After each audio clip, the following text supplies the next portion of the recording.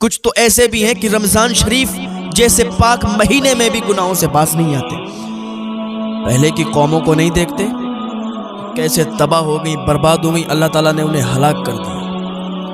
آج ذرا ہم بھی اپنے گریبان میں جھانک کر دیکھیں کہ ہم کتنی اللہ تعالیٰ کی نافرمانی کرتے ہیں۔ اللہ فرماتا ہے جو ہماری نافرمانی کرتا ہے، جو ہم سے بغاوت کرتا ہے، ہم اسے تباہ و برباد کر دیتے ہیں۔ حضرت عیسیٰ کی قوم کو، حضرت موسیٰ علیہ السلام کی قوم کو، حضرت ہود علیہ السلام کی قوم کو، حضرت لوط علیہ السلام کی قوم کو اللہ نے کیسے تباہ و برباد کر دیا، کیسے ان پر عذاب نازل ہوئے۔ آج ہم پر عذاب اس لیے نازل نہیں ہوتے کیونکہ ہمارے ساتھ حضور صلی اللہ تعالیٰ علیہ وسلم کی دعائیں ہیں۔ اللہ نے فرعون کو تباہ کیا، نمرود کو تباہ کیا۔ اللہ نے نمرود کو لنگڑے مچھر سے مروایا، فرعون کو دریا میں ڈبو دیا۔ ہم ان سے عبرت حاصل نہیں کرتے کیا ہمیں دنیا میں ہی رہنا ہے؟ کیا ہمیں مرنا نہیں ہے؟ ہمیں آخرت کی کوئی فکر نہیں ہے؟ ہم اپنے کاموں میں لگے ہوئے ہیں، اپنے کام کر رہے ہیں، لیکن ہمیں آخرت کی فکر نہیں ہے۔ فرعون کیسے تباہ ہوا، نمرود کیسے تباہ ہوا، ہمیں ان سے عبرت نہیں ملتی۔ اور یہ فرعون یہ بادشاہ نہیں بنا تھا، یہ ایک عام انسان تھا، اور یہ تربوزوں کا کام کرتا تھا، تربوز بیچا کرتا تھا۔ تو ایک دن یہ بادشاہ کے محل کی طرف تربوز لے جا رہا تھا، تو بادشاہ کے جو سپاہی تھے تو انہوں نے اس کے تربوز لے لیے اور پیسے بھی نہیں دیے، کھا لیے۔ تو اس نے کہا بھائی پیسے دو۔ انہوں نے کہا یہاں پیسے کون دیتا ہے، چل بھاگ۔ اس کو بھگا دیا۔ دوسرے دن لے گیا تو پھر انہوں نے سپاہیوں نے اس کے تربوز لے لی اور پیسے نہیں دیے۔ تیسرے دن بھی یہی معاملہ پیش آیا، تو یہ سمجھ گیا کہ یہاں سب یہی ہے، یہاں پر کوئی پیسے نہیں دیتا ہے اور سب اپنی اپنی چلاتے ہیں، یہاں سب کی اپنی خود چلتی ہے، کوئی کسی پر حاکم نہیں ہے۔ حالانکہ بادشاہ موجود تھا، لیکن بادشاہ تک بات پہنچتی تب نہ کوئی کام ہوتا، تب کوئی اس پر ایکشن لیا جاتا۔ تو اس نے کیا سوچا، اس نے ایک پلان بنایا اپنے اندر کہ بادشاہ تک کسی طریقے سے ہم کو پہنچنا ہے۔ تو بادشاہ تک پہنچنے کے لیے اس نے ایک پلان بنایا، ایک منصوبہ بنایا، اور قبرستان میں چلا گیا، قبرستان میں بیٹھ گیا جا کے۔ اب جو بھی میت، جو بھی مردہ دفن ہونے کے لیے آتا تھا، یہ ٹیکس لینے لگا، قبرستان میں ٹیکس لینے لگا لوگوں سے۔ اور یہ قبرستان میں کسی کو گھسنے نہیں دیتا تھا جب تک وہ ٹیکس نہیں دے دیتا تھا۔ اسی طرح سے کافی عرصہ گزر گیا۔ جب لوگوں کو پتہ چلا، بات پھیلی، تو بات بادشاہ تک چلی گئی، اور ادھر اس نے کافی پیسہ جمع کر لیا تھا اور خرچ نہیں کیا تھا۔ بات بادشاہ تک پہنچی تو کہا ایسا کون سا شخص ہے جو قبرستان میں بھی ٹیکس لیتا ہے، ذرا اس کو بلا کے لایا جائے۔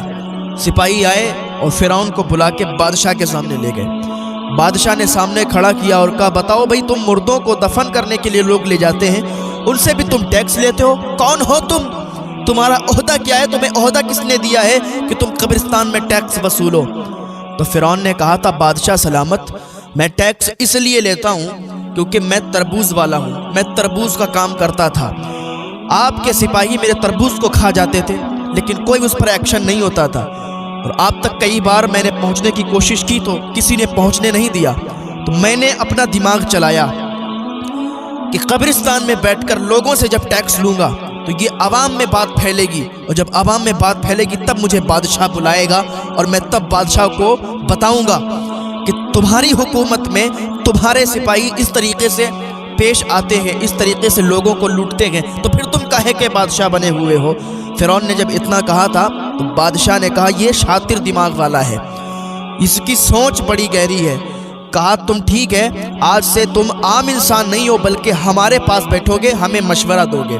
تو فرعون کو اس بادشاہ نے اپنے پاس بٹھانا شروع کیا، اور اس بادشاہ نے کچھ دنوں کے بعد فرعون کو بادشاہ بنا دیا۔ فرعون اس طریقے سے بادشاہ بنا، اور ایسا بنا کہ اس نے لوگوں پر حکومت کرنا چاہیے، اور ایسی حکومت کرنا چاہیے کہ خدائی کا بھی دعویٰ کیا، لوگوں کو اپنے انڈر میں کر لیا اور خدائی کا دعویٰ کر دیا، اللہ سے بغاوت کی۔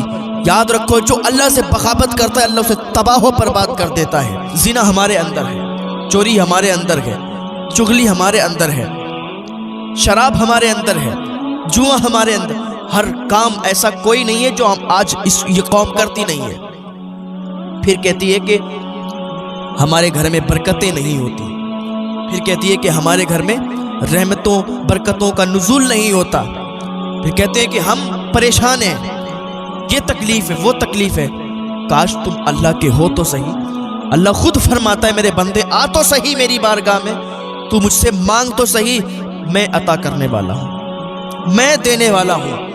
کون ہے جو اللہ کی بارگاہ میں ہے؟ اللہ تعالیٰ 70 ماؤں سے زیادہ اپنے بندے سے پیار کرتا ہے، ایسے ہی چھوڑ دے گا؟ اب ذرا یہ بتائیں، جہاں اللہ رحیم ہے، کریم ہے، غفور الرحیم ہے، وہیں اللہ تعالیٰ قہار و جبار بھی ہے۔ جب اس کی پکڑ آتی ہے، ان بطش ربک لشدید، جب اس کی پکڑ آتی ہے تو کوئی اس کی پکڑ سے چھوٹ نہیں سکتا اور کوئی اس کی پکڑ سے چھٹا نہیں سکتا۔ یہ تو ہم فخر کریں، تو ہم شکر ادا کریں اللہ کا کہ اس نے حضور کی امت میں ہمیں پیدا کیا۔ نہ ہوئے ہم پہلے کی امتوں میں، آج ہم بھی تباہ و برباد ہو چکے ہوتے، اور نہ ہوتی اس پر حضور کی دعا تو آج یہ امت بھی تباہ و برباد ہو چکی ہوتی، نہ جانے کب کی یہ امت ختم ہو۔ ایسے ہی بیان تقریر سننے کے لیے ہمارے چینل کو ضرور سبسکرائب کریں اور سپورٹ ضرور کریں بھائی لوگ پلیز۔